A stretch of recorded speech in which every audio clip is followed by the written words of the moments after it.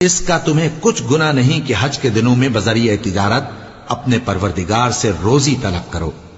اور جب عرفات سے واپس ہونے لگو تو مشعر حرام یعنی مزدلفہ میں اللہ کا ذکر کرو، اور اس طرح ذکر کرو جس طرح اس نے تم کو سکھایا، اور اس سے پیشتر تم لوگ ان طریقوں سے محض ناواقف تھے۔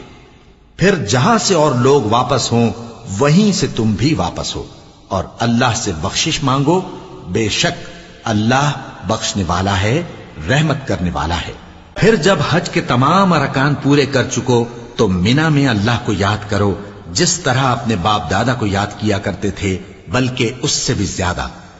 اور بعض لوگ ایسے ہیں جو اللہ سے التجا کرتے ہیں کہ اے پروردگار ہم کو جو دینا ہے دنیا ہی میں دے دے، اور ایسے لوگوں کا آخرت میں کچھ حصہ نہیں۔ اور بعض ایسے ہیں کہ دعا کرتے ہیں کہ پروردگار ہم کو دنیا میں بھی